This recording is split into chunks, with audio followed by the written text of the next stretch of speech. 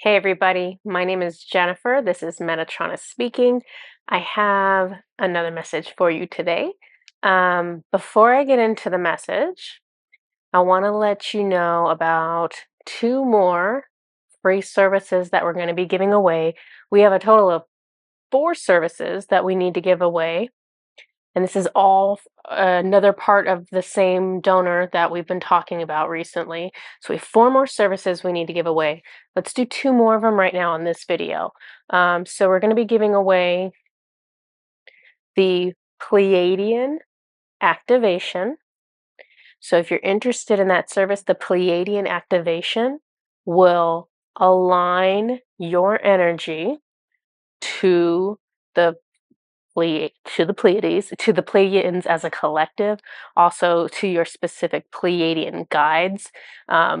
Whether you already have a Pleiadian guide or not, one or multiple ones will step forward.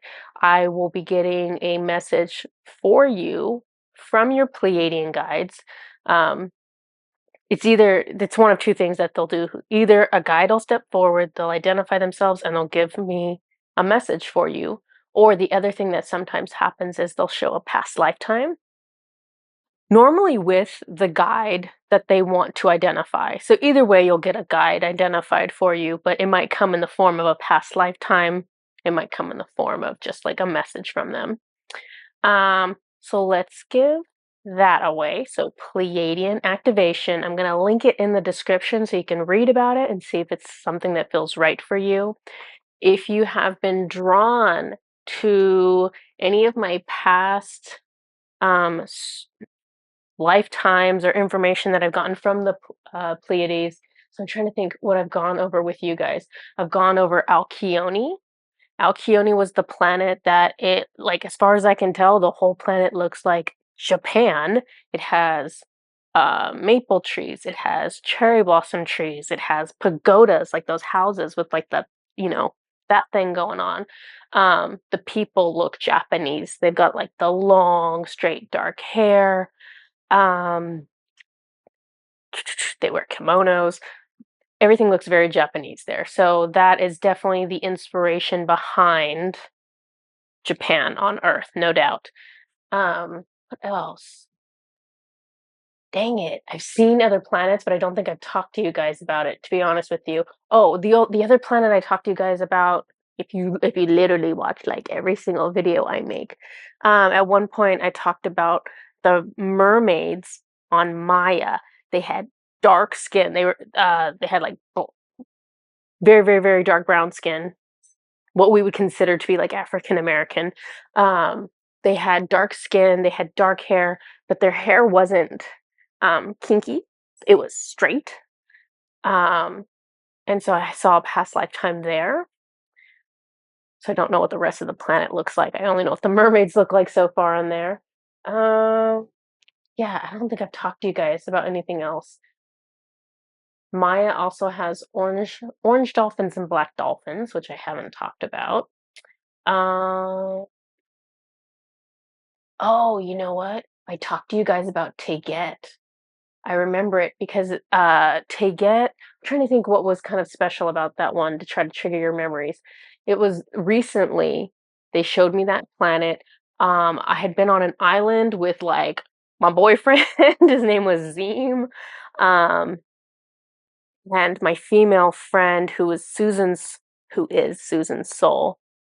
And shoot, I can't remember what her name was right now, but we flew on a white dragon over to the mainland.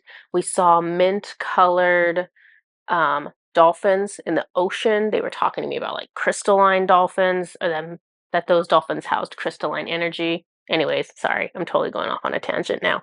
So now that I spent 4 minutes talking about random Pleiadian things, let me tell you about the other service that we want to give away. It's one that I've mentioned several times recently, and for good reason. This is the personalized, I'm going to say the name wrong.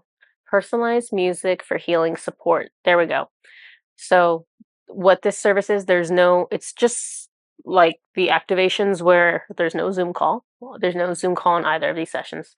But the personalized music will provide you with channeled music that was channeled exactly for you from Raw and or Metatron, and it will be targeting emotional healing.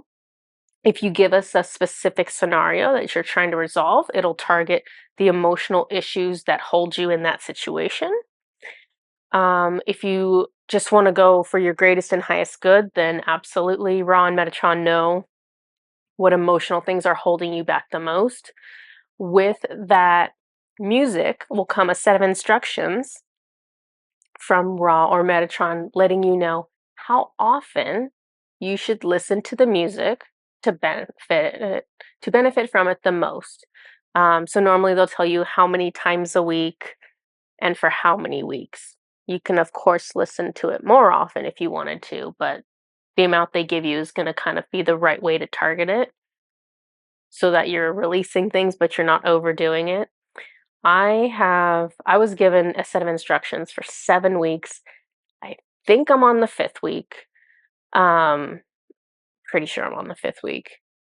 It's been kind of crazy the way it works. It's doing a different thing for me every week, but all targeting different layers of the same emotional stuff. At the same time, my guides are bringing in past lifetime trauma that I haven't faced in the past in order to release it. So, 2 different sessions, 2 very awesome types of sessions. So, if you're interested in either one, I'm going to link them in the description. Go ahead and indicate in the comments. Don't say you're interested in both of them. If there's one of them that really stands out to you, then let us know which one that is, and we'll enter you in for that drawing. And it's always Metatron that picks the winner. So he'll pick the winner of both of those. Okay, let's do a story. I have so many. I haven't been feeling like compelled to do the YouTube videos lately because I've been really swamped with, honestly, clients and writing books, to be really honest. Been really busy with both of those.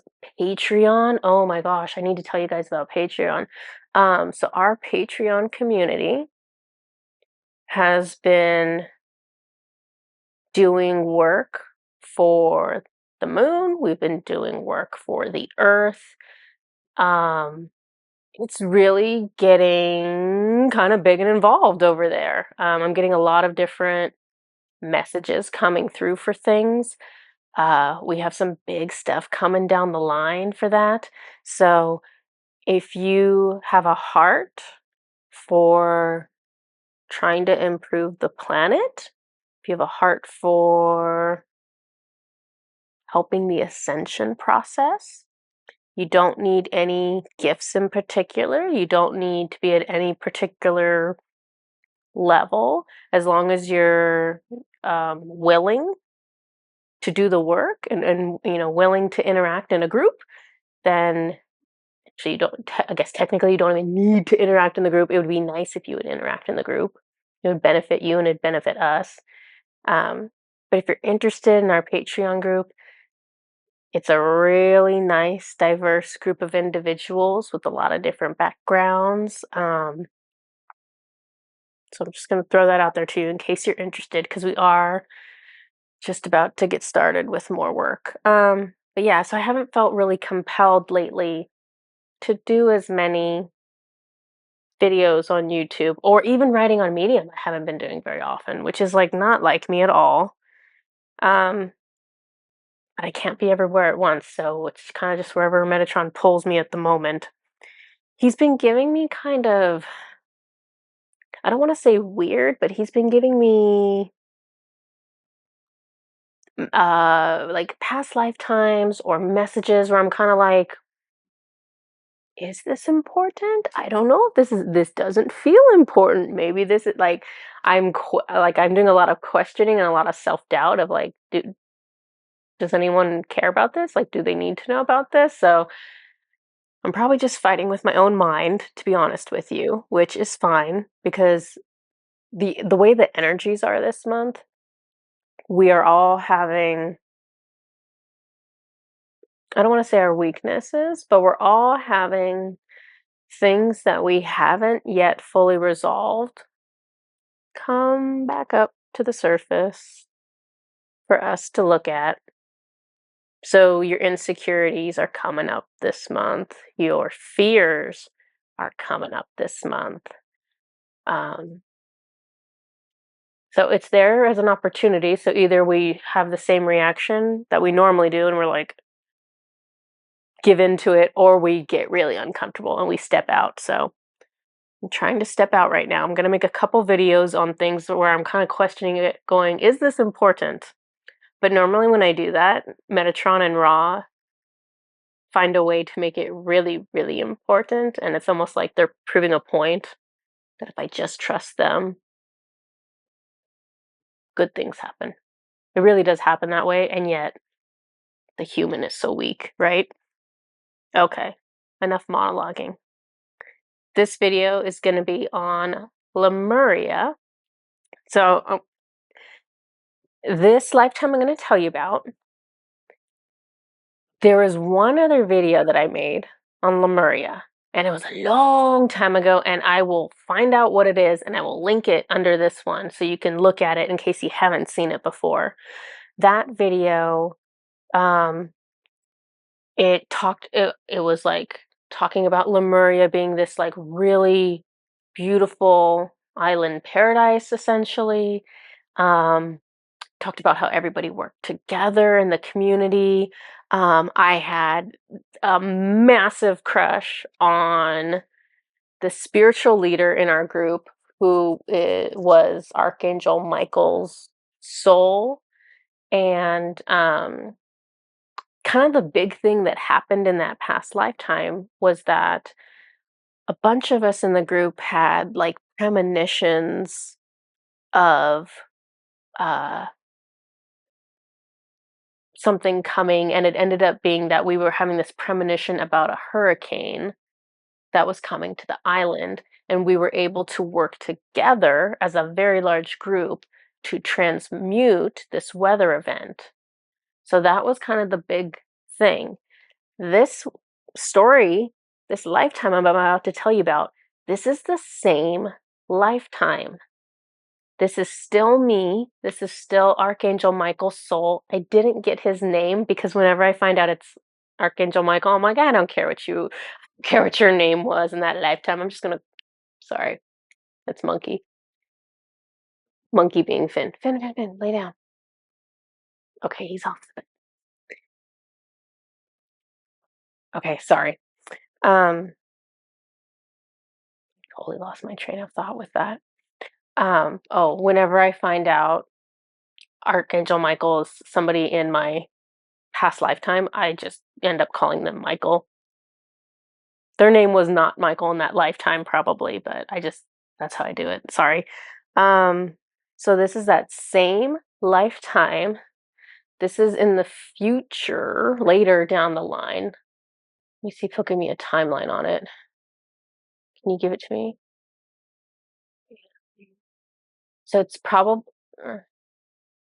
it's between like 15 to 20 years after the original vision I gave you. So the original vision, I was young. What was I, like 20? I was younger. Yeah, what was I? Help me out here. I was 19 in that first one. So you said it was, so it's 15 to, so I'm probably like in my late 30s in this next one. Yeah. Okay.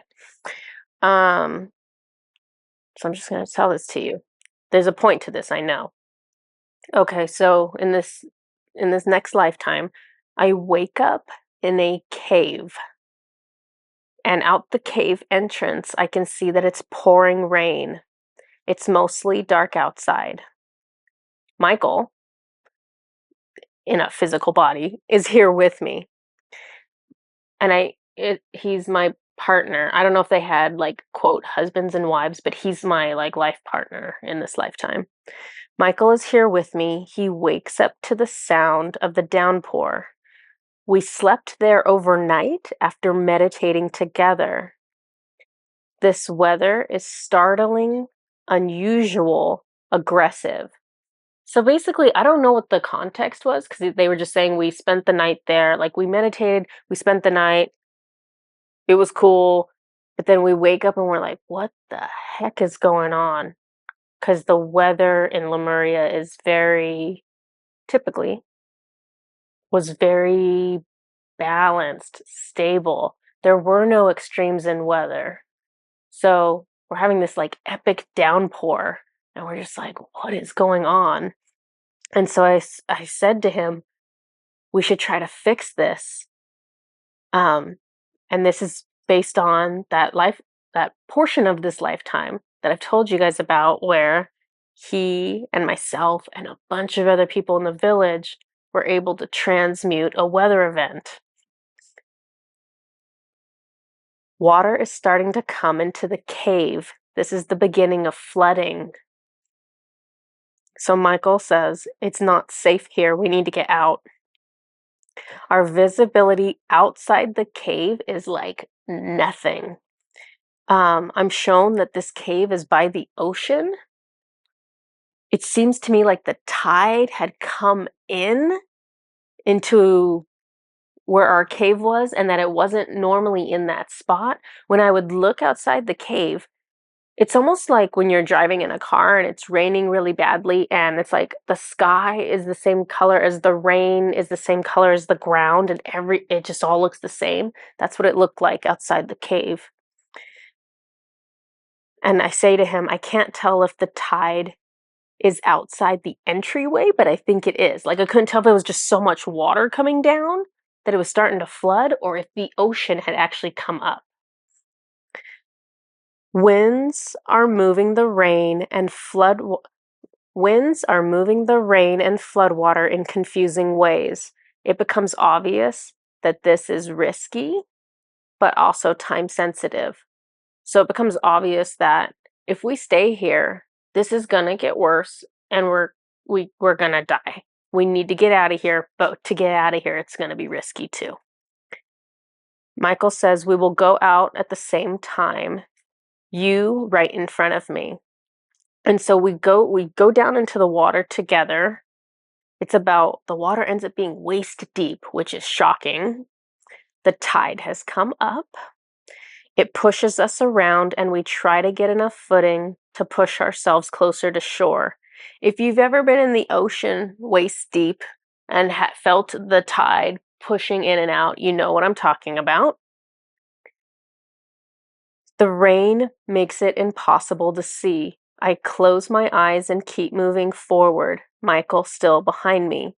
We reach the shore after a long fight to move a short distance. We try to figure out where we can take cover. We keep walking until we find a grove of palm trees.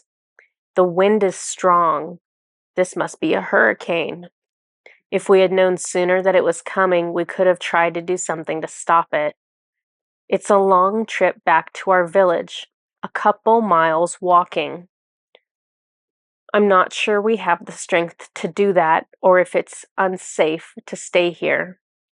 We yell to speak at each other over the wind. So we're like literally yelling at each other so we can hear each other over the sound of the wind. And so he's saying, we have to keep moving. There's no shelter here. Finn, lay down. Lay down. Thank you. And so I tell him, okay. So we start walking with him right behind me. Finn, I'm like trying to tell this dramatic story about life and death, and I got this cat that's like, I can't lay down. I can't get comfortable. I'm gonna pace back and forth. Okay. So Michael says, we have to keep moving. There is no shelter here. I say, okay. I start walking with him right behind me. We cannot see where we are going.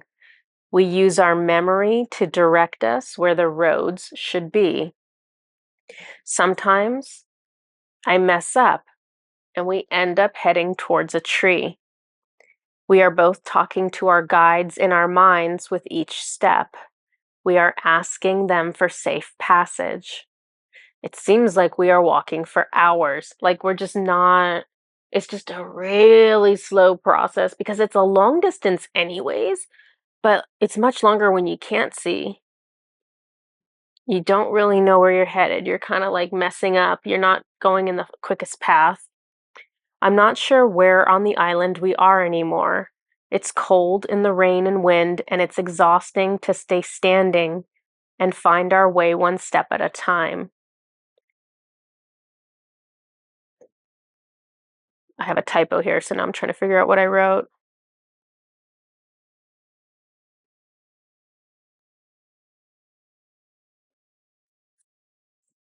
Okay, so I'm saying that water is coming inland. Oh, geez. Yeah. So I was looking down, I could feel on my feet that like my ankles down were in water. And so this is more water that's coming inland from the ocean. The winds are picking up more now. The force of the wind makes it hard to open our eyes. We hold hands to keep track of each other, walking side by side now. We walk up over hills, overlooking the beach below, on our way back to the village. The wind feels like it will blow us over. It is very difficult to cross here. What did I write? Oh my gosh, I literally wrote something. I don't know what I must have typoed something. Oh, silly autocorrect. Okay, now I know what it says. We saw a goat. Like there was like a white goat that was like out where we were. I don't know who he belonged to. He belongs to someone, but he was like out in the wind, lost. And so Michael like picked him up and put him around his neck. Like his legs were like sticking out front and back. Um, and so Michael was carrying him, and the goat is like kind of like the size of a large dog, I guess. When we get back to the village, the winds have already destroyed the huts. There is a structure with a roof and two walls. And this was like a part of a community structure. And so it was made more solidly than the houses. And so that's the only thing that's standing. And this is where all the villagers are gathered. There's nowhere to hide. Our island is not prepared for violent weather. Weather like this did not exist for us before now. Michael and I are exhausted. We sit down with everyone else, but there is little protection here from the elements. We will spend hours like this. In the night, the winds will calm down. We are all wet. Everything we owned was destroyed. There will be no rest that night. We comfort each other, and some look for wood to start fires, but everything is too wet to burn. Like everything is covered in water, basically. Some sing to comfort the others. We cannot rest, we cannot eat, we cannot get warm. The following day, when the sun is up, we begin cleaning up the village. We look for things that can be salvaged. We lay things out to dry. Some find jars of food still sealed. We share what we find. Everything is still so wet. Some travel far to look for supplies to build new huts. Our tools survived. No one sleeps for 2 days, and it makes us all a little delirious. Some lay down and fall asleep like anywhere midday. So it's like midday the next day, and everyone's so exhausted that they just like take a nap on the sand wherever they are. Michael and I nap for hours, but still feel unwell from lack of rest. Trying to rebuild from nothing is exhausting, but everyone helps each other.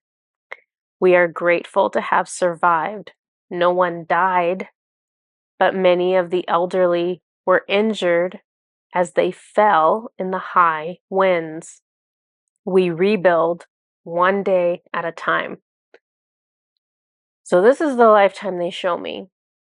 And the only thing I can think of is both times my guides have shown me Lemuria have involved sudden, unexpected, intense weather events. This feels very foreshadowing to me. I don't know for a fact yet. I guess I could just ask. I'll just tune into him right now and see what he says. It seems to me that this was, he says yes. Seems to me that this was Lemuria's downfall. However, this planet was destroyed, it's somehow tied into these catastrophic weather events that started occurring for them.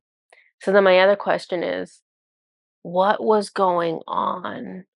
What was out of balance that these weather events started up? Because, like, if you think of our Earth now, right?